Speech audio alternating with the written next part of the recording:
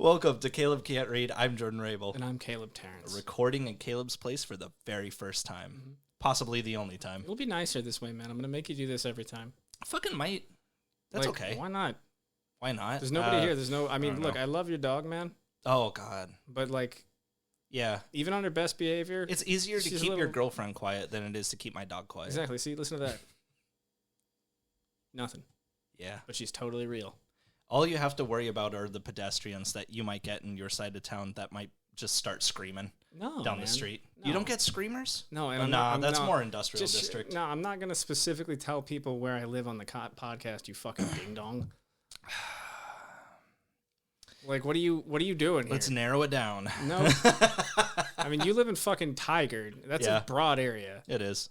Like, like Portland's not fucking broad. Yeah, but Portland is. But if we go into specific neighborhoods, the borough you're in. Fuck off. Eat a dick. We're not doing it. The fuck is wrong with you? So much, man. So fucking much. No fucking common sense. That's what I'm noticing right now.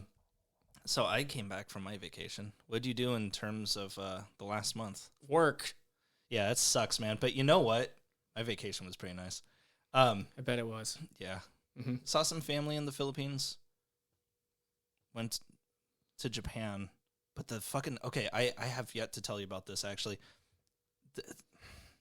I walked by a cookie store in Japan, like the airport, and the dude, like, just took one look at me, and he just, just started unwrapping a cookie for me to try. Like, he took one look at me, and he was just like, And I was a little offended, but you know what? It was a good cookie.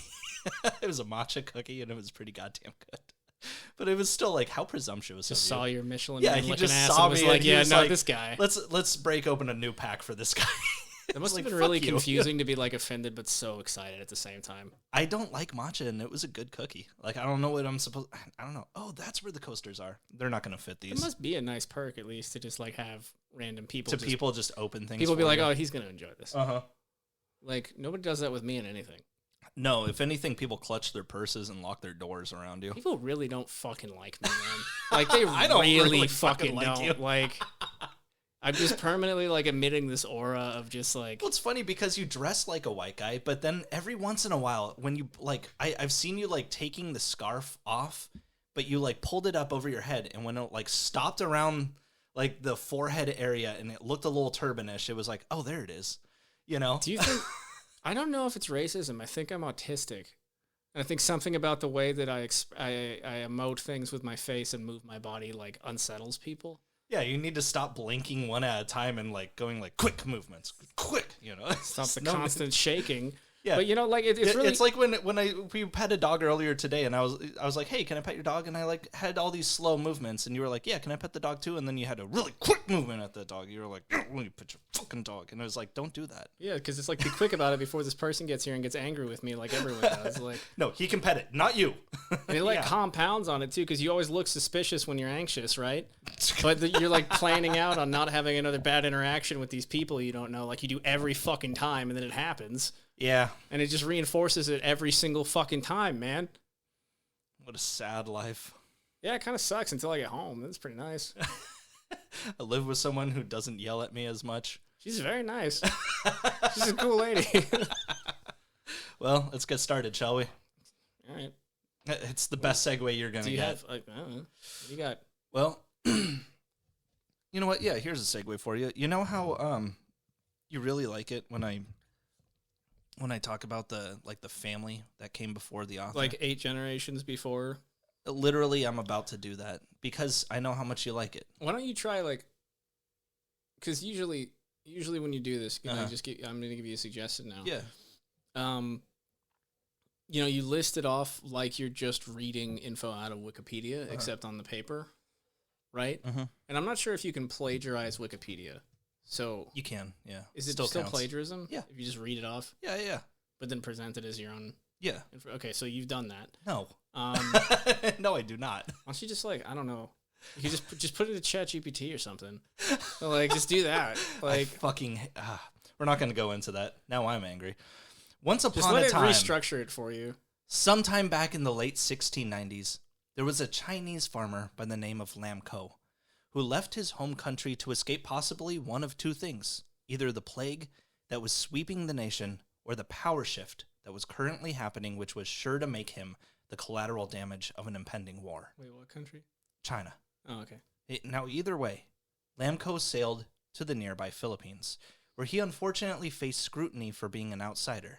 But the farming opportunities were so good that Lamco decided to fit in however he could. First and foremost, he converted to Catholicism, the most popular religion in the country, and then he changed his name to something Filipino. Domingo Mercado.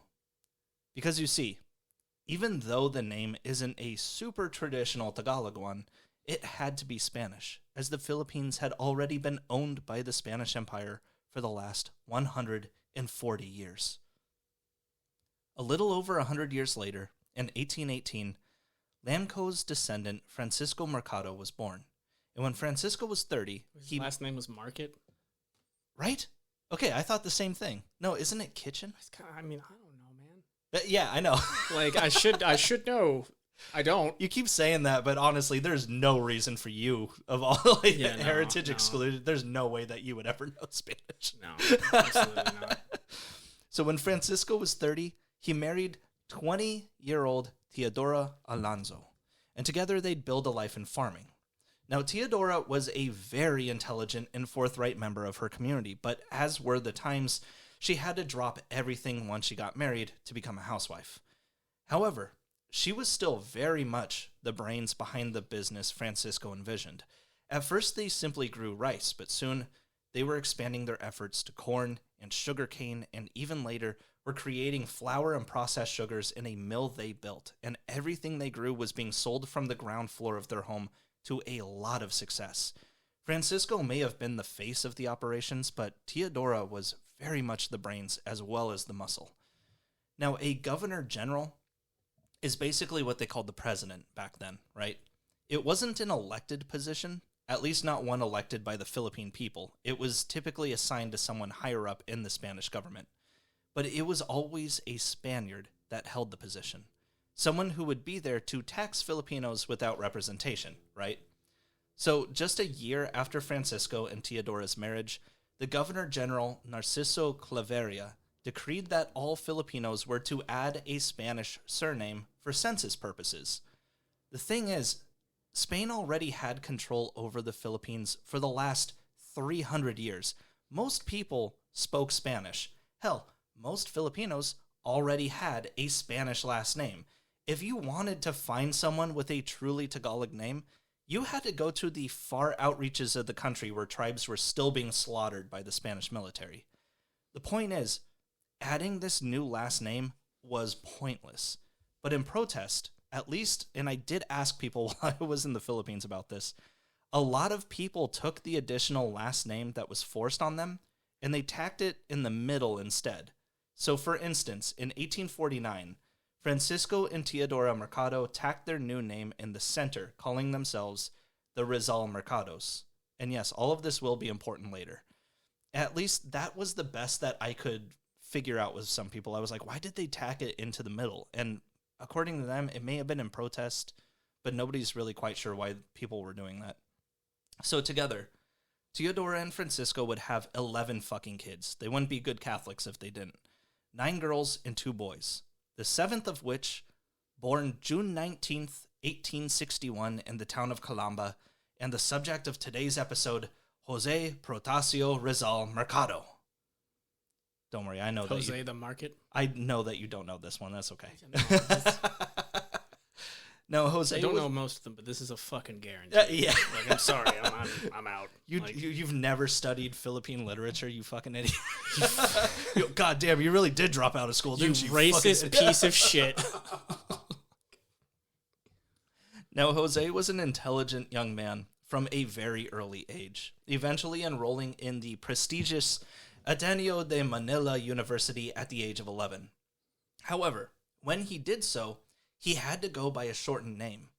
You see, Jose's brother, Pasiano, was about 10 years older than him and had already managed to make a reputation for himself.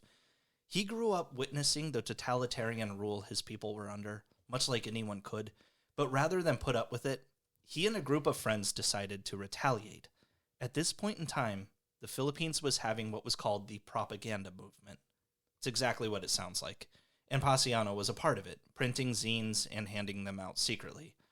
But by 1872, the nationalist movement within the Philippines was reaching a boiling point, where about 200 Filipino troops, drafted, not volunteered, decided to rise up against their oppressors and take over the San Felipe fort. Didn't end super well. Basically, the Filipino troops took over the fort, killing 11 Spaniards in the process, and they fired rockets from the upper walls during the night to signal to the people that it was time to rise up and revolt. But unfortunately, people thought they were fireworks being set off for a celebration that was happening across the bay. So nobody did anything. That's a lot better than what I thought you were going to say. I thought you were going to be like, but then the rockets went into the ground. So yeah, that's happier than... Yeah, no, they started shooting stuff off, and everyone was like, oh, well, Manila's right across the bay, so I guess, like... Yeah, hey! Some weird fucking Spanish holiday we don't give a shit about. Everybody cheer. Yeah. Do you hear the people cheering? Oh, they're ready to rise up and revolt. Yeah, nothing happened until like the morning where they're just like, nobody did anything. Dude, did you know those guys are in the fort? What? Holy shit. When the Spanish army arrived to the fort, they ended up imprisoning everyone. Most served a life sentence or exile, but some were executed. But did they duke it out, or did they just let him in? I think that they just showed up with a bigger force. I'm actually not entirely sure, but yeah, no, if most people were captured, then it was like... They didn't Alamo it? They were just like, yeah, no, they were just like, guys, we fucked up. They're like, yeah, I see no reason to do this. If we say we're sorry really well, get out a card. Get some piece of paper. No, get the colored paper. Did we use all the rockets? Fuck. All right. Well, of those that were sentenced to death were 3 Catholic friars that seemingly had nothing to do with the revolt at all. And because of this, they became martyrs for the cause. Their names were Mariano Gomez, Jose Burgos, and Jacinto Zamora. But the revolutionaries would combine their last names and be spoken of as Gomburza. Now, the trial for Gomburza was a mock one, at best. Some of the mutineers, after obvious days of torture, testified that Friar Jose Burgos was going to go to the United States and bring back a fucking navy to overthrow the Spanish government. No evidence for this at all, by the way. Just, hey, this guy who was tortured says Have you seen this motherfucker paddle? He is a strong swimmer. And since Mariano Gomez and Jacinto Zamora were this guy's friends, they got implicated as well. And eventually... all 3 of these guys were just executed by garrote on February 15th, 1872. Oh, shit, did you know that was a form of execution they did? Wait. Okay, so when they do that, though, because, I mean, we all know what the thing is. Yeah. It's a little clay cutter. Yeah. But the way that they did it for executions, they basically strapped you to a chair. Unfortunately, I saw old photos of it happening, because I was like, how'd they do this? Oh, motherfucker, dude, our audience is mostly millennials. You think they haven't seen worse by the time No, they were like 12? I know. No, I'm not saying not to look it up. It's just, it sucked to see. I don't know. Yeah, but also, we're not going to shock anybody here. Like, no, but they basically, they took the garrote and they had it like tied to a plank behind, and they just continually twisted it. So it just went around the whole neck until it just tightened up, and they just like placed it on your back, just like, and that fucking sucks. Yeah. I mean, but we also talked about, I think with Rudyard Kipling, there was like people executed by cannon fire too, where they just strapped you to the front of a cannon. That's cool as shit, though. I wouldn't mind that, honestly. That'd be dope. I mean, it sounds like intimidating. Mm-hmm. It doesn't sound that bad, though. It sounds pretty, like, I mean, you're fucking dying. Fire? Like, it's bad. Pretty but instantaneous, I feel like. Garrote, yeah. It takes like 15 minutes to choke someone out. I feel like dying by cannon strapped to the front of a cannon would be like, if you're conscious after that, somehow, like, everything's going to be so fucking intense, there's no way you're really going to be, like, experiencing that. Well, and so what I found out was when it comes to, like, lethal injection or throwing the switch or something, they don't have doctors actually administering any of this shit because it goes against the Hippocratic Oath. They have some dude who's just like, yeah, I'll do it. And so if that's the case, firing squad. Please, firing squad. So quick. What would your last meal be, Jordan? My last meal? Yeah. I have a feeling that you know what, Caleb? A salad. That's fuck you. Going for a fat joke. I know you are. No, I wasn't, but now I'm going to let you know that'd be too little too late. I don't know. I was genuinely wondering. I just wanted to tell you my last one would be heroin. I'll eat it. I don't care. Way to set yourself up, though, brother. I don't know. You know what? I'm going to go for some big fish, and then I'm going to choke on a fish bone just so that they don't have the satisfaction. Fuck you. No, I was about... Fuck! Unlock the door! I just bought a house. I'm going to be fired now. Now, as far as evidence went... You cough that shit up. I have kids at home, you son of a bitch. You let me kill you. As far as evidence went, it was very much up for debate whether or not Gomez or Friar Burgos were even sympathetic to the cause. In Zamora's case, he was implicated simply for a turn of phrase. He was a known gambler, and he was once heard telling someone that he had, quote, powder and munitions. In gambling terms, that means you have a lot of money to bet. So if anything, he was spending people's alms in a game of poker. But it was all lost in translation to the Spaniards, who took Zamora's claim of powder and munitions deadly fucking serious. Doesn't that suck?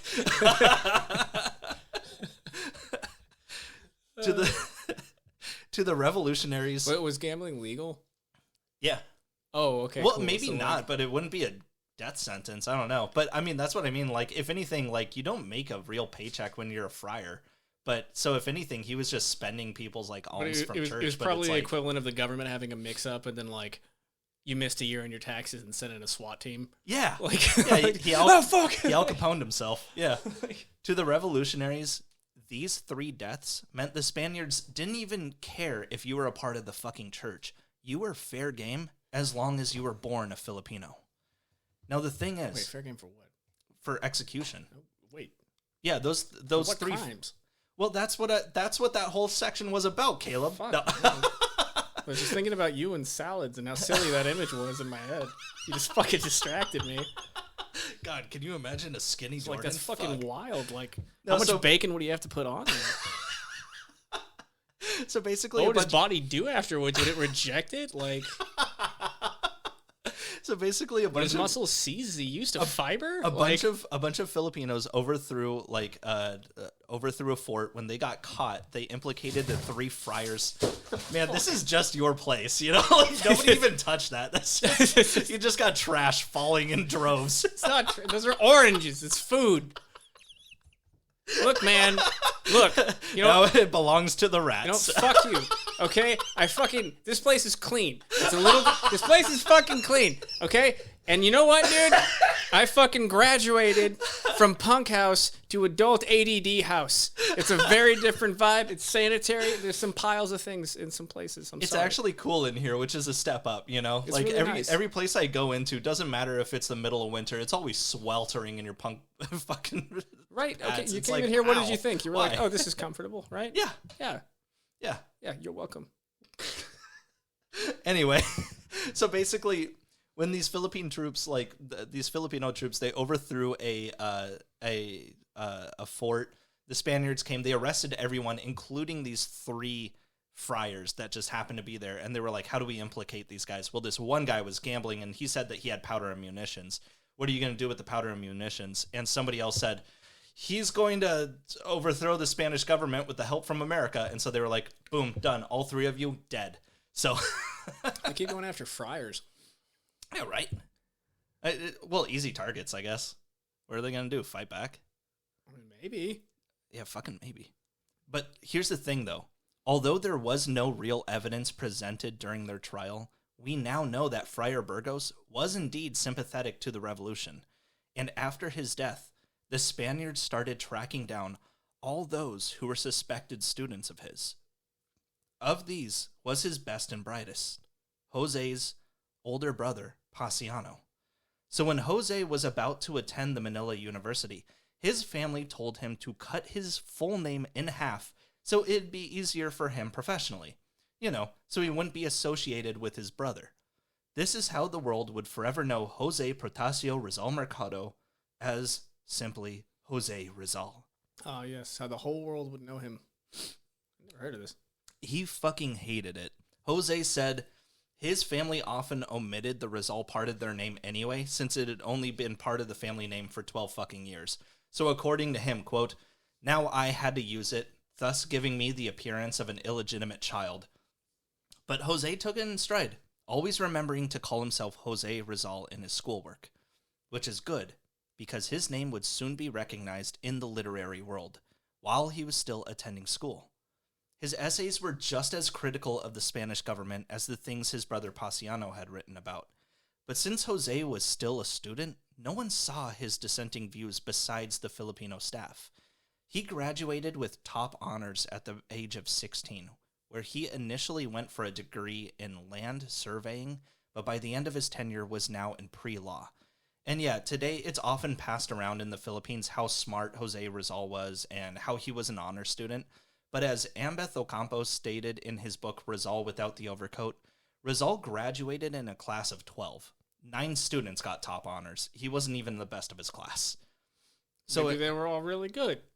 They were. They got top honors, just 9 of them got top honors. Yeah, maybe they were all not really, the top of the top honors. Really smart, man. Yeah, why you yeah, gotta be like that? Like, I'm just saying.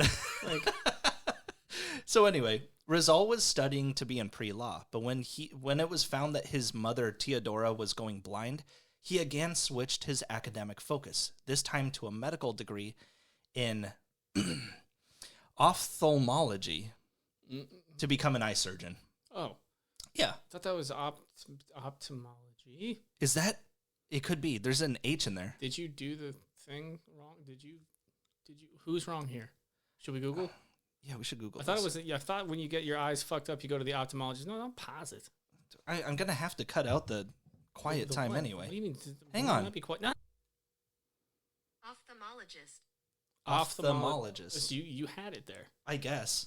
That's tough though. Yeah, man. Now, to his parents. Take it easy on us, guys. Only one of us graduated, and Jordan was from a class of 12. Top honors, though. Associates in a class of 12. From boring Oregon. Now, to his parents, Jose was doing everything his brother wasn't. He was making a name for himself in society and not getting in trouble with the law. But in reality, Jose Rizal was in constant contact with his outlaw brother Paciano, which honestly, Paciano agreed with their parents. He didn't want Jose to go down the same path he did. But it was becoming clear to Paciano that Jose was seeing much the same corruption that he did while he was growing up, and that Jose was wanting to react to the injustices the same way as his brother. So in May of 1882, when Jose was almost 21 years old, and without their parents' knowledge, Paciano paid Jose's way to Madrid to keep him out of harm's way. Yeah, just put him right in the heart of the bastards. That ought to do it. He resumed medical classes at the Universidad Central de Madrid and finally earned his medical license. While he was there, Jose made enough friends with other Filipinos and non-Filipinos alike that he even became a Freemason, eventually earning the upper rank of Master Mason. Okay, what the fuck? Can we divert here? Yeah. What the fuck is a Freemason? Dude, it's just a silly little Christian club. That's Is all it? that it is. Why And do why do they involve masonry in the name? In terms of, like, the job? Of, Yeah. Like, because it sounds cool. Is it a Scientology has nothing to do with science. kind of like bricklaying union Kinda. where you got to believe in God? We're the cobblers. Oh, what do you guys do? What are you doing with that protractor? What's going on? We skin squirrels. Weird. Why? Yeah, honestly, okay, so honestly, the only reason I put it in here was that I didn't want somebody emailing me about, like, he was a Mason. Why didn't you talk about that? Are you part of the thing? And it's like, no, man, so he's a Freemason. No, but I'd really like to know what it is. It's just a social club. That's honest to God all that it is. Or is that just what they want you to think? It's just a fucking social club. That's Right. it. You pretty much hang out and you drink and smoke with other dudes, but, like, you're in a smoker's vest instead of, like, a t-shirt. And then you typically just do fundraising to give to, like, Christian churches and schools, and that's kind of it. Oh. It's boring. Yeah, I know, but it's a society that was formed, like, hundreds of years ago, and so people are just like... So you know. I do know, yeah. You know a lot about it, Jordan. Uh-huh. It's interesting. I want you to stop asking questions. That's what I want you to do. Man. Moving along. Stop making I'm observations. gonna drink my cider. Who do you think made that cider?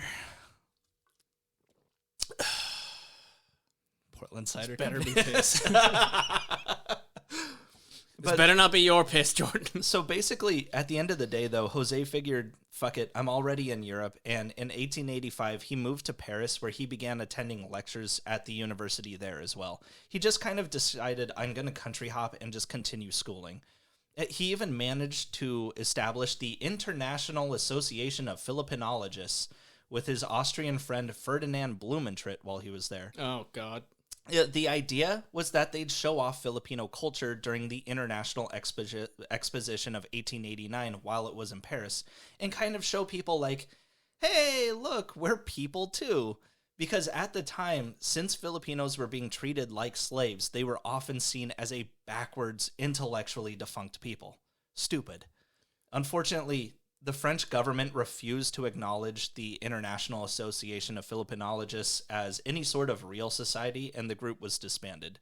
Which, I mean, was just two people, but still. What a ridiculous idea. The whole reason I think that they even named it that man? was so that they wouldn't think that it was just two people. No, I think they were trying to, like, really softly put in, because if they would have been like, hey, Filipinos are human beings, that would have been too hard for them. Yeah. So if they say like Filippinologist, that means it's like an animal they're studying. Yes. And then they can maybe handle that as a concept. Yes. They right? could yeah. Like, no, that's true actually. And then like- they'll just kind of slowly integrate. Like, did you know that we have the same number of chromosomes? What? Shut the fuck up. Did you know that? Shut the fuck up. Like, You know that they are the exact same type of person that you are. Get out! Get out! Yeah. No. Whoa! But Rizal and Blumentritt would remain lifelong friends, even traveling together to Berlin 2 years prior in 1887, where Rizal started taking medical classes at that university as well. He even attended classes being led by the founder of What you got? ophthalmology. Ophthalmology. Did we do Is that what it was called? I think so. Fuck, let's go. Yeah. Own it. Soon, Rizal became a member of the Berlin Ethnological Society and the Berlin Anthropological Society, thanks to his introduction by Blumentritt. But Jose's parents were having a hell of a time paying for all this, as the jig had long been up that he was studying in Europe, and they'd have to mail him his allowance one check at a time to the other side of the fucking earth. So he stretched his cash as much as he could, which infamously made him the worst fucking roommate. He'd found people to room with him while he was in Europe to, cut the cost of a room, but, it was still an expensive room. It came with a cleaning lady. He couldn't afford it. He just liked looking like he could. And when a roommate asked him how they were going to afford the room, Jose was like, all right, easy. You buy a box of crackers, and it'll last you a month for at least breakfast. That way, you can pay full price for dinner. And the guy he was with, counted up the crackers in the box, and he's like, okay, so there are 120 crackers in the box, so that's 60 each, and 30 days in a month, which means we're only allowed to eat 2 crackers for breakfast every day? And Rizal's like, hell yeah. So this guy ends up... yes, you fucking bitch. So this guy ends up going through all his crackers in, half that time, and he begs Rizal... Hope y'all been bulking. And he begs Rizal to let him have some of his crackers. And this is a cheap box of crackers, right? But Rizal's like, you have to pay me for every individual cracker you eat, which was like a penny each. And the guy just couldn't hack it anymore. He ended up finding someone else to room with, leaving Rizal all alone. But Rizal was one of those guys... More crackers from me. The fool. Shit, I'm down to a quarter of a cracker now that I have to cover this guy's rent. Just daily, no dinner. Just... If I pick up some of the sawdust off the floor with this cracker, it's a little more Just a full. quarter of a cracker a day in my recycled urine. But I'm looking rich. But Rizal, he was one of those guys that had pretend wealth, at least upon first meeting, right? He presented himself very fucking well. He had a nice apartment and always wore this nice overcoat that he was known for. But when lunch would come around, he'd leave for 2 hours every day just to wander the city. This was because he wanted the cleaning lady herself to think that he was affording lunch. Like he was just go, ooh, hungry. I think I'll have a sandwich. And then he just fuck off for 2 hours and just stay hungry in the park and then come back. Yes, that's right. However, if you got to know Rizal after like 1 or 2 meetings, his penny pinching side would definitely come up. He one time threw this lavish New Year's rager after he'd saved a bunch of money for food and alcohol for his guests. But at the end of the night, he made the announcement telling everyone that alcohol was actually not included, so if everyone could please give him money in compensation for their share of what they drank that night, that would be great. And everyone laughs it off until he takes off his fucking hat and starts passing it around the room to collect coins. I would never hang out with that dude ever again. That's bullshit. This guy fucking sucks. I'd hate that. Do you just tell us to bring a few beers? I know, right? Just BYOB, dude. But, like, no, I have a feeling, like, he probably made a killing from that. Just like, these fools, they don't know it's moonshine. Like, I made it myself in the bathtub with my own... Fools don't know I fermented my piss. Yeah. Oh, yeah, no. We both linked on that one. Yeah. Well, because you've had in your much younger pads, where, you know, a 3-room bedroom, a 3-room apartment could be stretched to like 15 people. And when you guys throw rangers, there really is no limit. Yeah. Like the now limit, when you find those, like, what do you call them? Like veneers? Those, like how much square footage does a person sleeping take? Yeah, exactly. Like you know, this is my couch, and can you I've crisscross put up, like, them over each other? Yeah, like, yeah, exactly. Do we all have the scabies? double bunk Yes. bed couch? Yeah. But, like, you've had, like, I've gone to parties where they're just like, hey, there's a bunch of beer and liquor over here, and there's a keg in the bathroom that John made. And it's like, oh, dope. I would have been, and, like, you know, and it's like, yeah, it tastes like trash, but it got me drunk. Hey. And it's, what? No, I fucking take offense to that. You don't know who I'm talking about. I don't give a shit who you're talking about. Let's make that fucking clear right now. Okay, for one, every single homemade keg I had at a party was wonderful. No, and bless them. What if at the end of the night they were like, hey, man, I saw that you took some drinks out of the bathroom beer. Mm-hmm. Could you, like, Venmo me some fucking money? I'd be like, oh, cool. Absolutely not. No, fuck you. I'm sorry. I'm still a little mad. That's all my brain's on right now. No, yes. Rizal's party manner was lacking, but he was still in... What? No, the best beer we ever had was from one of those. You don't remember it, do you? No. It was the IPA with the grapefruit rind. Oh, yeah, We'll never no. have it again. Yeah, no, and I'm not talking about that. Okay, excuse me. Listen, there have been multiple kegs in that place. Mm-hmm. Let's not act like we're not talking about the same place here. We're not going to name it, but we know. And there have been a couple times where it was not from that guy. And it was just like somebody bringing that you probably didn't even know, bringing a keg, and it was like, I made this. And I was like, cool, let's try it out. It's pea water.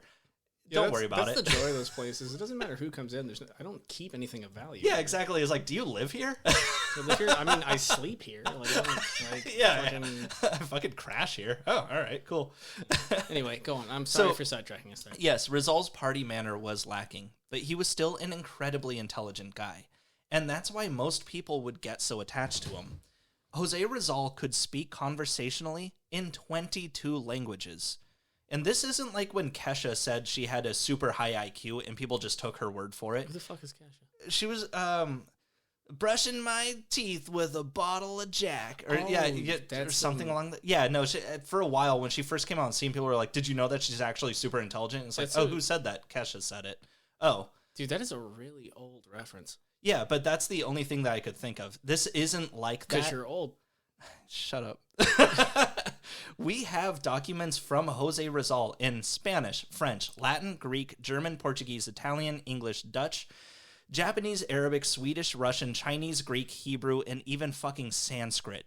And if you're counting the different dialects of Tagalog, he also knew Malay, Chavacano, Cebuano, Subanon, and Ilocano. As a matter of fact, Rizal's diaries weren't translated for a very long time after his death because he'd switch between all these languages just for the hell of it and caused the poor bastard translating it to have an aneurysm. Like, I have to find a guy who speaks Sanskrit. How the fuck am I God damn it. In a fucking relay race ass book. Yeah, basically. Fucking, God damn it, fly this shit to Spain. like, Now, Rizal was obviously a very smart guy, and he had a lot of hobbies that he was very skilled at. He was a sculptor, a painter. He even did well as a farmer himself. Shit, some regard him as the first Filipino cartoonist because he illustrated a number of Hans Christian Andersen stories just for fun. But it's his writing that he is most remembered for today. While he was away in Europe, Rizal spent his days whiling away on a novel, one which was for the Philippine people, but not exclusively for them. So instead of writing it in Tagalog, he wrote the book in Spanish to reach a much wider audience. Now, initially, back when he planned this novel as far back as 4 years ago in 1882, there were several Filipinos studying in Spain that Jose had gathered together, among which was Pedro Paterno, someone who would later side with the Spaniards during the Philippine Revolution, and then when the Filipinos started winning, side with the Filipinos. But then when the Filipinos gained independence, he'd ask for a seat of power from Spain, but ultimately will become the second prime minister of the Philippines itself. Either way, Rizal had gathered like half a dozen people together, right? And he tells them that they should collaborate on the novel. The idea was that they would basically take differing chapters and create stories about all aspects of Philippine life, as they all had differing backgrounds. And they agreed. It was a great idea. However, as much as Rizal tried to get the project underway, he found that half the guys were too busy skirt chasing in Spain to even write anything, and those that did just wrote about how hot Spanish women are. So Jose Rizal said, fuck it, I'll do it myself. And I will tell you this from how a person. old were they? They're in their 20s. You know, like. Yeah, well, what 20s, though? That matters. Why does that matter? Kinda. A little closer to your mic. Yeah, my bad. No, I mean. Kinda. Like, after 26, there's some shaming there, for sure. Yeah. But, I mean, before that, it's just kind of like, yeah, that's... No, the... kind of devolve into... I'm going to be honest, dude. Oh, man. Right? Spanish. Like, oh, my God. I don't know how the beaches were back then, but they're topless today. You just haven't been to Miami, dude. Are there topless beaches in Miami? Yes. Oh, sick. And if they're not, they don't care. Awesome. Hell yeah. No, I remember going to Spain with Nicole's family, and we brought along, like, her cousin, and me and that guy had just a great time. Just hanging out. Just, the women are beautiful. I don't blame these guys at all. Like, hey, I want you guys to get a job done. Absolutely not. I suppose I couldn't talk openly enough back then to be like, hey, look, I need you to write this, so please, before you sit down, just crank that hog. Just crank that hog so your mind will be centered on this important subject that we have here. But I almost kind of, now that I think about it, I don't blame them almost because it seems like such a far fucking reach. Like, dude, we have been owned for like 300 years, and people, like, what are we supposed to do to change people's minds? Like, that seems like a very tough thing to do. Is like, we're going to write a book and we're going to change people's attitudes. It sounds fucking sure. Yeah, but, you know, when you've been asked to do that. Sure. And then instead. Well, if you agree to it, then yeah, absolutely. It sounds kind of gaslighty. Like, if that would be an excuse for that. You know what I mean? Like, yeah. Well, look, man, we're not going to change anybody's minds about this. And I know I agreed to do that, but I really just want to write about Spanish women. Like, get the, like, oh, that was what you were leading up to there? I don't know. I mean, yeah. So no, not you, but them. Like, no, you know, I know. Like, no, I know. Like, it's just like I don't know. But either way, he did do it himself, though. I'll just cut to the chase there. Yeah. He did it himself. Now, Jose Rizal never really stopped publishing things as the years went by. Usually just random poems he'd done. But most of the time, Jose would write political essays that, although he thought would only be interesting to the more intellectual crowds back home, were absolutely rustling the feathers of the Spanish government in the Philippines. So kind of like Francois Rabelais, author of Gargantua and Pantagruel, Rizal's having a grand old time writing whatever the fuck he wants, and he has no idea there are people just absolutely fuming over it a half a world away. But while he was in Brussels, in late 1886, Jose Rizal published an essay about how the Catholic Church wasn't practicing quite what they preached. Specifically, they weren't condemning the slavery happening in the Philippines. But his essay didn't even say it directly. Instead, it was a read-between-the-lines moment where he was quoting all these things Christ said about slavery that could directly pertain to how the natives were being treated in the Philippines. Well, quickly after this particular paper's publication, Rizal was asked to take a visit down to the local German police station, who accused him of being a French spy trying to stir shit in their own How country. fucking dare you accuse me of being French? He was rustling Jimmy so fucking hard that word had come from 2 countries over to accuse him of trying to incite a riot. So that's when he found out, I should slow my roll, But by the time Rizal had completed his novel in mid-1886 in Germany, and months before he'd returned home to the Philippines, he was worried that the novel would be all for naught. The story was critical of the Spanish government, so how could he ever hope to get it printed? He'd even considered torching the manuscript once or twice. But back when Jose Rizal was in Spain, he met another Filipino by the name of Maximo Viola. They traveled Europe together for a time, and coincidentally, Viola was in Germany when Rizal completed his book.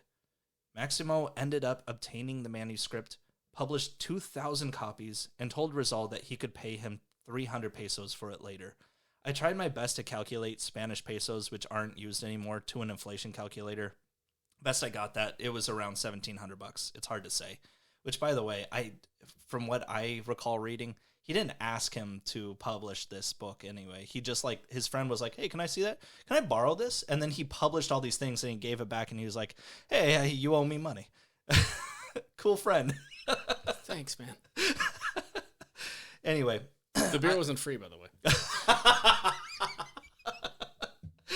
So anyway, I'm going to call this book by its untranslated title throughout these episodes. Noli Me Tangere, as there are differing translations to it. Some call it the social cancer or an eagle flight, but its literal translation is touch me not. Whoa, a social cancer or the eagle flight? An eagle flight. Yeah, I know. An eagle flight or in eagle flight? An eagle flight. An or in? A-N. N. It's an eagle flight. Okay, that's a vastly different thing. I know. Yeah, no. It's very... the actual title is Touch Me Not. So either way. Wait. He wrote Don't Tread on Me? Yeah. Actually, yeah. That's exactly what this fucking book is. Either way. Very different meaning, I'm sure, just as you were talking about nationalists earlier, and that's a whole different... It's a very different situation. This is the story of Noli Me Tangere. Crisostomo Ibarra is a Filipino that's regarded as a mestizo, meaning a Filipino of Chinese descent, much like Rizal himself. And also like Rizal, Ibarra is coming home after studying 7 years abroad in Europe. Now, Ibarra's family is well known, as his father was a wealthy businessman, partially coming from the land grab Ibarra's grandfather did back in the day, which resulted in the deaths of several natives. While Crisostomo Ibarra is traveling back home, he bumps into an old family friend, one who invites him to a little party that'll now double as a welcome back party. And I thought this was very reminiscent of Russian writing, having a big party to introduce characters. Tolstoy does it in War and Peace, Dostoevsky did it in The Brothers Karamazov, and both those guys were contemporaries to Rizal, but when I looked it up, it didn't seem like Rizal had any books of Russian literature. Anyway, so Ibarra enters the room, and things kind of go quiet.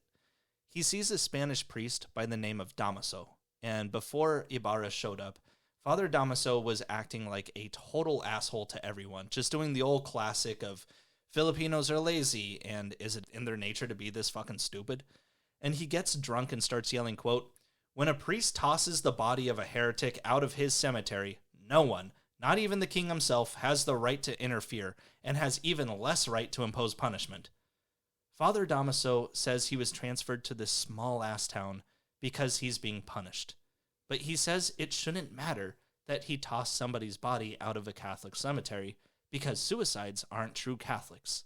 So that's the kind of guy he is. But when Ibarra shows up to the party, he's all excited to see him, explaining to everyone that Father Damaso and his dad were old friends back in the day. But Damaso just says, quote, your father was never a close friend of mine. And the people around Ibarra start talking about his father in the past tense, which is when he learns, while he was away in Europe, that his father has died. When Ibarra leaves the party, he's stopped by another family friend that tells him his dad's death may not have been accidental, and Father Damaso may have had something to do with it. His dad apparently caught a Spaniard beating a kid in the street, and when his dad interfered, the Spaniard fell and broke his head on a rock, eventually killing him. Rafael Ibarra was arrested, but while sitting in his jail cell, he suddenly died.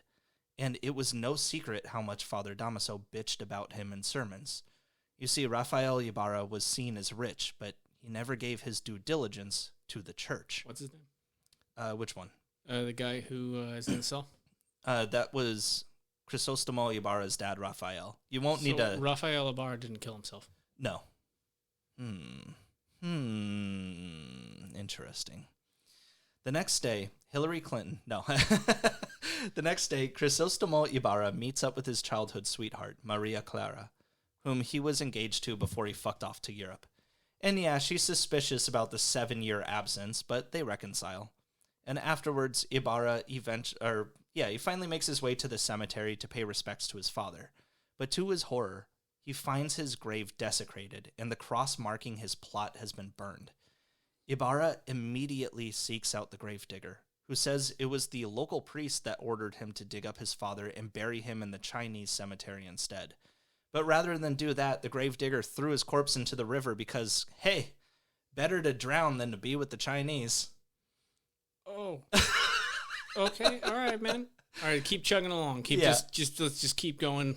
The priest who ordered this removal from the cemetery is, of course, Father Damaso. Now, back in town, there are 2 little boys who are forced to be part of the local parish. They get paid, technically, but the pay is so little that it seems like it's only done so that one can call their servitude not slavery. Well, one of the boys is accused of stealing from the church, which almost certainly didn't happen, and therefore the 2 boys are forced to work off their debts until they've been fully paid. And one of them says, but our mom wants us home at 8, and the priest says, well, tough shit, because you're staying till 10. And they say, but the curfew's at 9, and he says, then I guess you just have to stay here overnight. The physical abuse they're subjected to over the next couple hours climaxes to the point that one of the boys is dragged down a stairwell to be beaten. And meanwhile, the other boy elects to run out into the street to get help. But unfortunately, it's past 9 o'clock, and when the boy is spotted by civil guards, they shoot at him, barely grazing his forehead. When he finally makes it home, he tells his mom all about what happened, but there's nothing she can do about her other son until the morning. Well, the next day, back at the church, the nuns talk about what a particularly bad mood Father Salvi is in today. Father Salvi is younger than the aforementioned Father Damaso and seems to take quite a bit of Damaso's abuse just like anyone else. And because of this, Father Salvi is often seen as a man of the people, unlike Father Damaso. But the nuns only discuss Father Salvi for a bit before the conversation changes to an unspoken contest between the women about who's the more virtuous nun.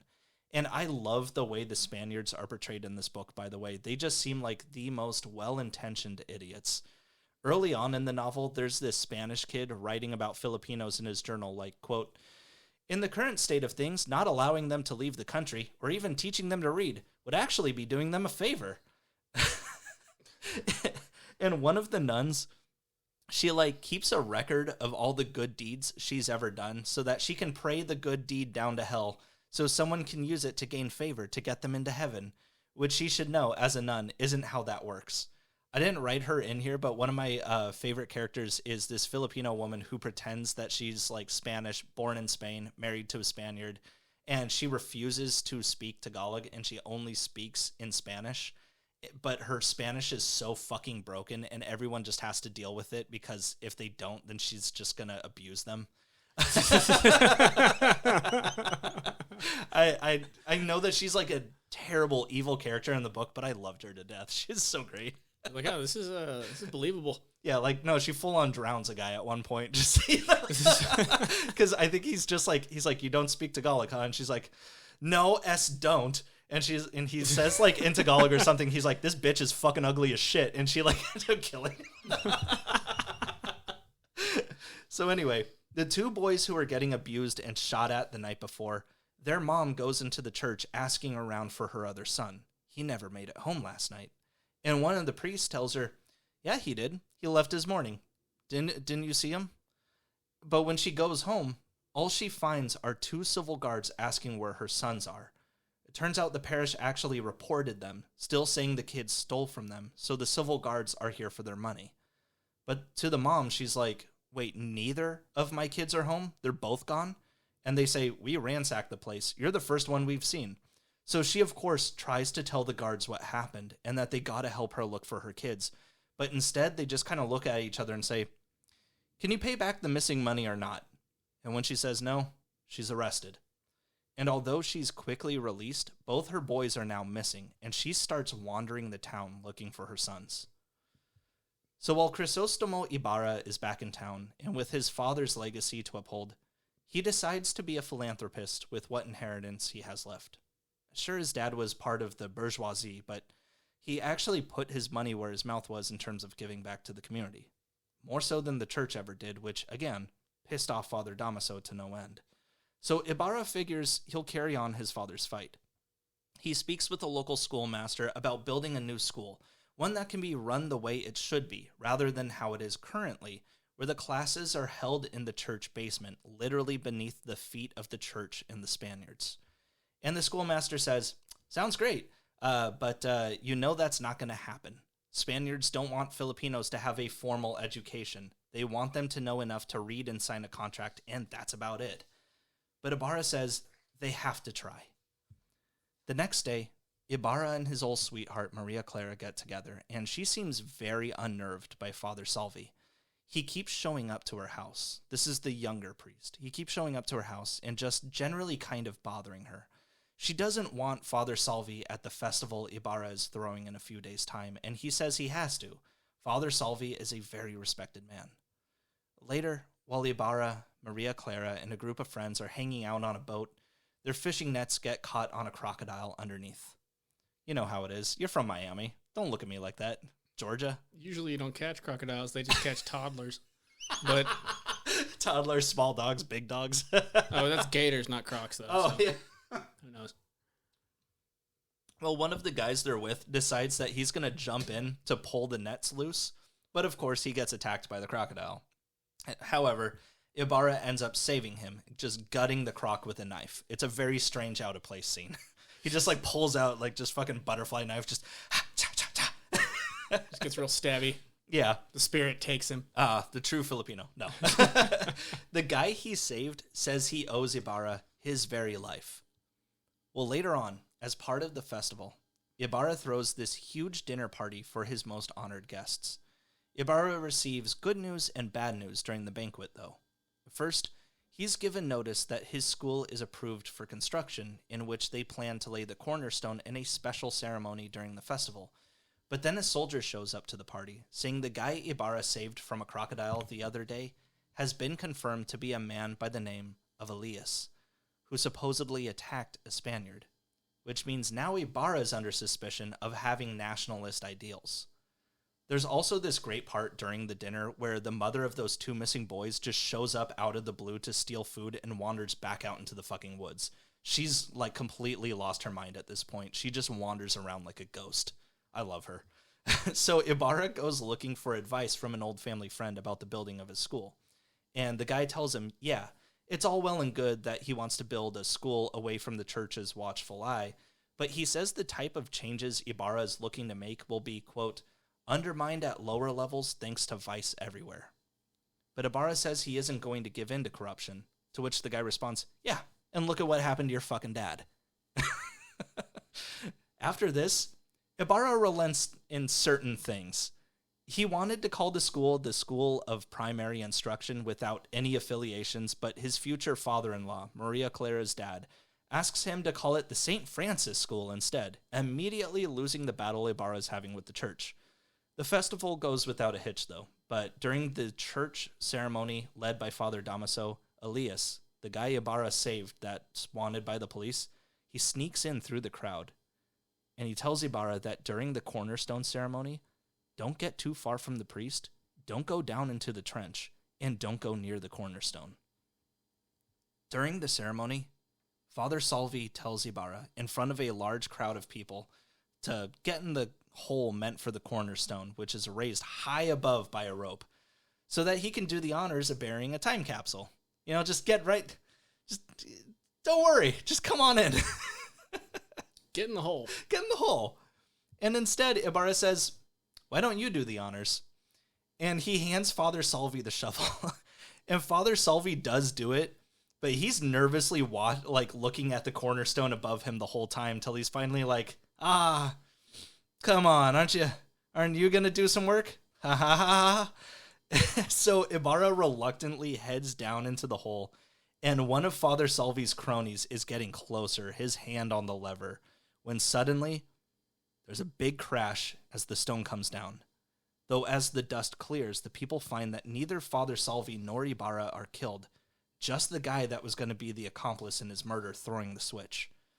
And everyone celebrates, saying, yay, the only dead guy was just a stupid native. I mean, yeah. Yeah, I would like to point out that Jose Rizal did mean this as satirical. He did not support the death of natives. Yeah, he was calling these people corrupt. I think anybody who's been listening this far is like, like, it's all going in. Yeah. And by the way, even Ibarra is confused as to how he didn't end up dead. But he finds that Elias was close by the entire time, hidden in the crowd, and managed to push the worker in as he pulled Ibarra out.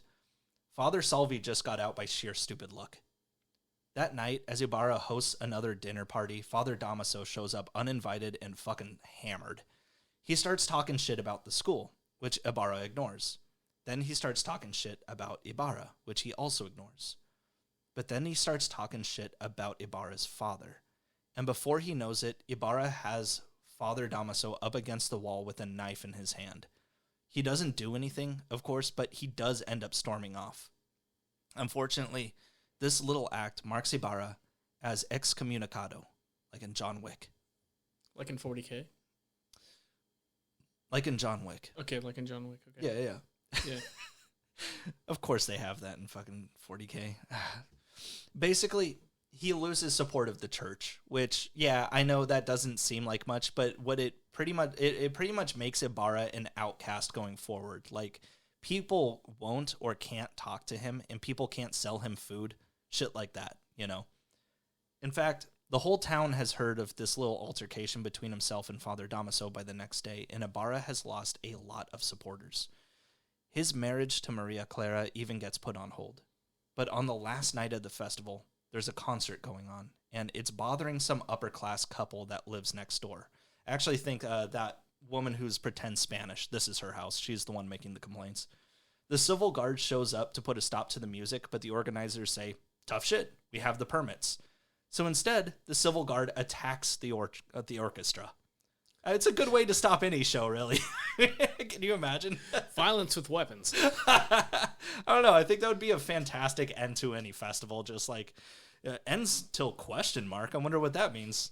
No, it turns out it's questionable actions. We're going Sword to beats paper. What the fuck? That'd be dope as shit. Understandably, yeah, just end it like the ending to Holy Grail. That's it. Understandably, though, when this happens, the crowd is a little upset. So they gather together and they come up with an idea. They're going to burn down the soldiers' fucking barracks. When Ibarra hears about this... The whole crowd of us. We're a unit now. Yeah. We're just going to do stuff with fire. Absolutely outnumber these guys. It's going to be fantastic, guys. We're in a frenzy. Let's go. How many other times are we going to be in a frenzy like this? The rage meter is going down as time goes on, guys. You need to hit L1. We are one organism now, capable of incredible violence. Let's have fun. When Ibarra hears about this idea, though, he looks to Elias and asks if he can calm the mob, which he does. With the situation under control, Ibarra looks to push his way through the crowd to spend time with Maria Clara as she rests from an illness at home. However, there's a scarred man who stops Ibarra, and he tells him he's the brother of the man crushed by the cornerstone at the ceremony. Furthermore, he asks Ibarra how he plans to repay him, but Ibarra's like, fuck off, I have an ill person to attend to. And the guy says, quote, and for a sick person you would forget the dead? As Ibarra walks away, the guy tells him, I know you're the grandson of the man who put my father under the earth. The same blood flows in your veins. Remember, his granddad killed a lot of natives to get the land that he did. Meanwhile, Elias walks to a cave on the outskirts of town, where he meets with the leader of a resistance. This guy and his crew are ready for war, but Elias tells them to hold tight, as Ibarra has been making changes in town, and there's a possibility that bloodshed may not be necessary. Elias later takes Ibarra out on a boat where they discuss politics for like 2 fucking chapters. This is very much the third act point of the entire novel discussion. Elias gives a bunch of examples of how the Spaniards have wronged Filipinos, but despite all of it, Ibarra walks away from the conversation with the belief that social reform is the way to go. Father Salvi goes to the police. What? What? What? What? What was that? Why? Father Salvi goes to the police saying Ibarra is plotting to stage an insurrection. But he wants to make it very clear that when he's arrested, everyone should know it was he who saved the day. But when Elias learns of Father Salvi's plans through a corrupt guard, he and Ibarra rummage through all the papers in Ibarra's home, looking for anything incriminating to burn. But while Elias is sifting through pages, he comes across the name of Ibarra's great-grandfather. Turns out, he sucked too, and he was the reason Elias's family lost everything. Not sure what to do, Elias leaves Ibarra to save himself. I think I know what you mean now. Social reform is the way to go. Is that, Tell me your thoughts on that, Caleb. While all your future employers listen. Fucking Christ. Will you just let the boo go? We all knew what it meant. Anybody on our side knew what the fuck I meant there. You don't gotta dig into it. You don't gotta incriminate me here. Hey man, I'm gonna let you know now. This author is a 3-parter, and by the end of the 3rd part, they don't change things through social reform because it doesn't really work that way. Look, man, don't worry about it. I was riding the high. I was riding the high from being geeked about the angry mob. All right, and then you said social reform, and I was like, no, fuck, no, keep that energy. Let's fucking go. Like, what are we doing? Like, come on, man. There's so many people with torches, and now it's like, what are we supposed to do now? Build a fucking bonfire? Like, they're like, hell yeah, rad. And then somebody's like, hey, social reform. I'm like, no, come on. Like, can you imagine? There's just this whole crowd that's just like, let's burn down their fucking barracks. Fuck these guys. And there's one dude that's tap dancing up on stage, like, hey guys, let's talk about it. Why'd you have to make him gay, Jordan? What? Tap dancing? What makes tap dancing gay? What the fuck? What do you mean, what makes tap dancing gay? You know what? Fair enough. But in my mind, he wasn't gay. So. No, I think that's what you meant. Like this one dude tap dancing, like, hey, guys. Yeah, no, dude. The social reform, because it's a gay way to go, Caleb. That's why. No. Fuck. Yeah, see? You can't joke about that anymore. It's not 8th grade. 8th grade was the mark. You can't call shit gay.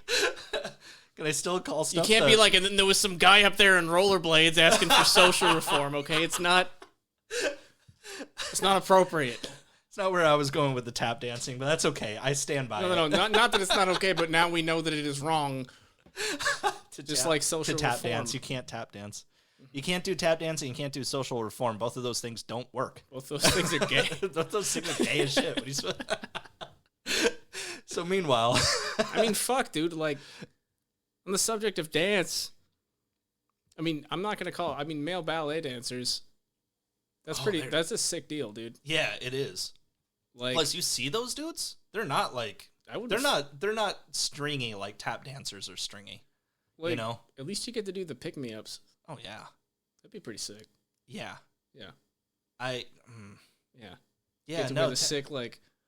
As far as dancing goes, yeah, no, even like ballroom dancers, I have got something going on. You can look like Pierce Brosnan, but tap dancing? Hang on. Huh. Okay, so you've seen like live ballet, right? Yeah. Or just any ballet? I don't know why I said live. Like, it'd be no, different, I have, but what about it? Okay, like all of them are packing heat. Yeah. In the little tights. Mm-hmm. Do you think that's like a prerequisite, or do you think they pad it? I think they pad it. Yeah, because there's no way they all just have fat hogs. Dude. No, and here's the thing. Random boners happen regardless of age. I actually don't I think they pack it to make sure that you're not showing meat during the performance. No, I think they are. I think there's no fucking way you'd pop wood like if you were concentrating that hard on doing something that fucking technical. I think it happens regardless. It's going to happen. No way, dude. I think so. I mean, I agree with you. It's very technical, but shit happens, you know? I don't know. I'm gonna disagree on the boner part, but yeah, dude, they have to be stuffing. I think they stuff it specifically so you don't see their wiener regardless. That's got to be that's like jockstrap level. It is, yeah. Cod piece bulge. It is, like yeah. It's pretty, and it's like there's no way all of you are just fucking swinging hammers. Exactly, yeah. Like statistically, it's impossible. They could fucking punch a fucking half penny nail through a piece of plywood. Like, no way. Jesus fuck, dude. Like. So meanwhile, you say stable on those spins, dude. Fucking counterbalance. The weight of this thing is throwing me off. Like... Dude's looking like a weather vane. Show you my weather vane. Jesus fucking. Hey, so we pre-gamed, everybody. I'm sorry. But even now we're talking about ballet, dude, dick. Yeah. It's the healthier one between the two of us, and that is a low fucking bar there. I mean, I'm not gonna argue it. I'm just gonna say right now, I don't think the wood would just happen like that when you were being physically active, jumping about. I don't know. All nimbly bimbly. I don't know. Like. Anyway. So anyway, meanwhile, Jesus Christ. Well, now I have to see if I'm going to edit anything. I don't know. But anyway, yeah, tap dancing. Why? I don't know. like. So meanwhile, the guy whose brother was smushed by the cornerstone, he meets with the same revolutionaries who were told to hold tight by Elias in that cave on the side of town. But this guy, he tells them, "Hey, I got orders from Ibarra himself, and he wants your help. Go attack the barracks, and when you do, make sure to yell, 'Long live Ibarra.'" Of course, this whole thing turns out to be a trap, and when these guys are captured, they of course blame the whole thing on Crisostomo Ibarra. He's arrested, and Elias, deciding he believes in Ibarra's cause, even if his family is full of pricks, makes sure to rid Ibarra's home of any remaining evidence before the police can arrive. Specifically by burning his fucking house down. As Ibarra is paraded through town by the militia, he's hounded by the crowd, and it's when he's marched past the burned remains of his house that he realizes there's nothing left for him. Even Maria Clara is due to be married to someone else. And all across the Philippines, people throw parties in Father Salvi's honor. Now, we're not told how exactly, but in the following days, Ibarra manages to escape from prison. As Maria Clara mourns her marriage to someone she doesn't love, she sees Elias docking a boat near the house, where she then sees Ibarra making his way to her in a disguise. They quietly rendezvous for a final time, with Ibarra saying that he has now seen the, quote, cancer gnawing at this society, and decides that if he must be a revolutionary, then so be it. As they leave, Ibarra and Elias are chased by the civil guard. They split up with the idea that they'll meet back at Ibarra's grandfather's grave, where Elias managed to stash the last of Ibarra's money before he burned down his fucking house. But while this story continues by following Maria Clara, we learn that there are reports that the civil guards have managed to kill a revolutionary near the area. Maria Clara knows it to be Ibarra, and in her sadness, she breaks off the marriage and tells Father Damaso that she wishes to join a convent instead. Father Damaso is heartbroken at the decision, because as it turns out, Maria Clara is secretly his own daughter, and this whole time, he's been trying to get her married to a Spaniard so she'll be happy. Unfortunately, he also knows about Father Salvi's lust for Maria Clara, and he knows that after his recent promotion for his heroics in apprehending Ibarra, that Salvi will have direct oversight of all the nuns in the convent. But Maria Clara tells him it's either the convent or the grave. Father Damaso feels he can do nothing and agrees to send her. You remember how that one boy went missing and his mom's been looking for him this whole time? Mm-hmm. Well, in the final chapter of the book, we find that he's just been chilling on the edge of town with another family. He ran when the civil guard came to his house, but since then, he's been too afraid to move. But after 2 months, he's decided to come home. On his way, he comes across his mother on the street, who, throughout the book, the reader has slowly watched lose her sanity. But when they pass by, it's only the boy who recognizes his mom. When he reaches out to her, she thinks she'll once again be placed under arrest, and she runs into the woods while he gives chase. Once he catches up to her, they coincidentally stand at Ibarra's grandfather's grave. It's only when she recognizes her son does his mother drop dead, either from shock or just a romantic sense of literary completion. But then, as the boy cradles his mother's body, either Ibarra or Elias shows up. They don't say which, but they're badly wounded. They ask the boy what he's doing here at the grave and what he plans to do with his mother's body. The kid doesn't have a real answer for either of those things. When the man asks if anyone else has shown up, the kid says no. And the unknown man, gravely injured, he says he's ready to die himself. He helps the kid build a funeral pyre where they lay his mother to rest, and then the man decides to hop in. He tells the boy that if he digs the grave marking Ibarra's grandfather, he will find money. The man then faces to the east and says, quote, "I die without seeing dawn's light shining on my country. You who will see it, welcome it for me. Don't forget those who fell during the nighttime."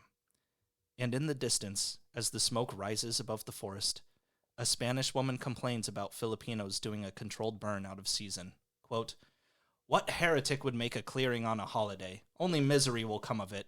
Try to go to purgatory and you will see if you ever get out of there, savage." In the epilogue, Rizal says that many of these characters are still alive. Therefore, quote, "a true epilogue is impossible." But he does tell us what happened with some of these characters. The end. Or is it? Question mark? Father Salvi, being the hero that quashed the resistance that would never have happened in the first place, is promoted within the church enough that he now outranks even Father Damaso. Therefore, Salvi orders him to be relocated somewhere super remote, and Damaso is so unhappy that he just fucking dies.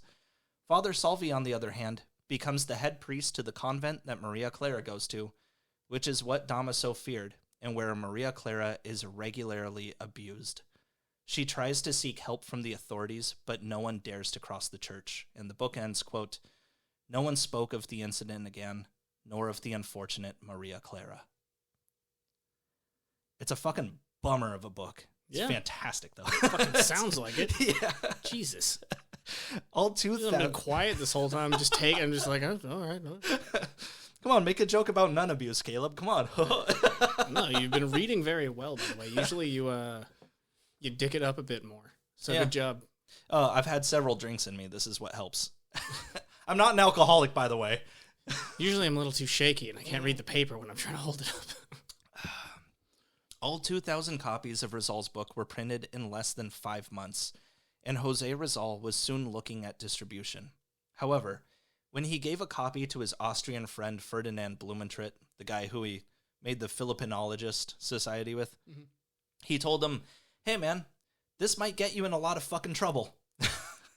But still, Jose sent copies out to his family, his friends, and local bookstores in the Philippines. The book was, of course, instantly banned, and yet the book still managed to get around, whether through bootleg copies or illegal distribution of the originals. So while the Spanish authorities banned the book, they were still hearing more and more about both the novel and its author every single day. So it wasn't long before Jose Rizal was put in their line of fire. My sources today: Rizal Without the Overcoat by Ambeth R. Ocampo, Anvil Publishing Inc., Expanded Edition, 2nd Printing, 2001, Noli Me Tangere by Jose Rizal, translated by Harold Augenbraum, Penguin Classics, 2006, and Wikipedia. And by the way, so the main source that I used here, Rizal Without the Overcoat, so this is basically, Ambeth Ocampo is this Philippine journalist, and, you gotta fill a page. And so over the course of the decades that this dude has been a journalist, he constantly does research on Jose Rizal, who is the Philippine national hero. And so they've... Wait, we were just talking shit about the Philippine national hero? Yeah. Look, he's a bad roommate. What are you supposed to do about it? God damn it, dude. Can you fucking just give me, some, heads up? So here's the thing, dude. Okay. Here's the thing. So the dude made this fantastic book, Rizal Without the Overcoat. And the thing is we'll talk more about it in episodes 2 and 3 here, but Rizal is heavily studied in the Philippines, of course. That book that we just went over, Noli Me Tangere, is heavily studied typically in high school in the Philippines, and his other book is studied in college. And alongside that second book, if you take a college course on Jose Rizal, then Ambeth Ocampo's book, Rizal Without the Overcoat, is like typically like the go-to Rizal text. Unleashed. Jet Li. No, so it's like it's like Rizal Unlimited. it's hey man, you just making him sound Rizal cooler. Reloaded. Stranglehold. So so like this book though is like studied alongside his second novel. And when I told somebody at my last job, hey, I'm studying Jose Rizal, because I knew that they were Filipino, they were like, oh, my hero, like let me have you borrow this book. So I borrowed a book from her, and I was like, this is actually really fucking good. Like Rizal Without the Overcoat, I don't know if it's in print anymore. When I was in the Philippines, I was looking for a hard copy of it. I couldn't find it anywhere, because when I got like the book from her and I started reading through it, and this dude goes over everything in Rizal's life. He talks about which side of his pants Rizal hung his dick. It's to the right, by the way. Fuck out of here, dude. Yeah, no, for real though, because all the pants back then weren't just bought at stores. You had to get them tailored, and they always ask you, do you hang to the left or the right? And there's a tapering that they put to like make it more comfortable for you, so you have a little bit more give on that side of your genitals. So so we now know. So since we're on this the topic of dick hanging, so I mean, in this situation, like, look, I am a grower. Mm-hmm. Okay, and as to what that's going to grow to, I'm a grower, not a shower. I will, not a shower. Doesn't matter. Anyway, what I'm getting at here is it doesn't hang. Yeah. It doesn't hang at all. Yeah. So, but people, they just still hypothetical question, Yeah. like in that situation, like you wouldn't want to let people know it didn't hang. Yeah, so you would tell them one or the other. Which side would you pick? Right. Why? I don't know. Left feels weird. It's Really? kind of like the same way, which way do you comb your hair? It doesn't really matter, but you only do it one way and not the other. Right? You know? But I kind of like It's I would ritual. tell them to mix space in both so I could mix it up. I tell them that my balls are super huge, so you need to, you need to give me space on both sides. My dick's so big it actually goes down one leg and up the other, so you need to actually... My totally big, well-flaccid penis hangs to the left. So this dude though, he went out, he found a pair of Rizal's fucking pants, and he like looked at it and he was like, no, he hung to the right. You know, like, it's crazy. There was a crazy amount of information in this. However, when I knew I was going to be quitting my last job, I went up to my coworker and I was like, can I buy this book from you for $20? And she was like, no, I want it. I'm like, fuck, that sucks, because when I looked it up, this book is $150. I was just trying to shortchange you. But what I did instead... That was mean to do to somebody who... She's not reading it. What the fuck, Jordan? You knew it was worth $150 and you offered someone $20 who let you borrow and read a book? Yeah.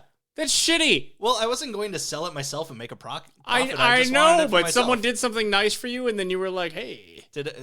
Do you think I don't take advantage of you in some ways? You absolutely... Come on. So anyway, this is what I had to do. Dude, look at this. 270... Jordan, what the fuck is wrong with you? Hey, man, look at this. My phone, I took a picture of every fucking page of this book. This is how I read this book. What the fuck is wrong with you? I read this book. Oh my God. On my phone, dude. Like, I went through every fucking page this way. I have an entire album of what? What? That is psychotic behavior, dude. I needed the book. I wasn't finished. I wasn't finished with it. What? How many fucking pictures did you take of that? That's not normal, dude. That album has 270. Look, okay. I'm not fishing out $150 for that book. I tried looking for it in the Philippines to get it in the library. Dude. It didn't. It's a very good book, though. Highly recommended if you have $150. How valuable is your time, Jordan? How long did that take? Not super long. It's a book. It's a regular book. How many fucking seconds do you think it took to flip a page and take each of those fucking pictures? Oh, that took hours. That was like a full day of work. Yeah, dude. A full day of fucking worth isn't worth $150 to you. You probably could have offered her $120. She would have taken it. Oh, fuck, that's a good point. What could you have been doing with that fucking time except getting a book for free? It's not like I didn't get paid for the hours I That's not a normal something. Look, I got the idea from when I was like in the college. You're on the spectrum. No, man, when I was going through the college bookstore, there were people that weren't fishing out their $150 for textbooks, so they were like, fuck it, and they sat there, unwrapped one, and they were taking pictures of every page. And you know what? I thought it was a good idea. It's a good idea. Hey, man, save me money. Applied in that context, yes, that makes fucking sense, but God, you're autistic. Thank you. We'll see you in a month, probably. I don't know. I'm late for my tap dancing Everybody, lessons. thanks for fucking sticking around. Bye.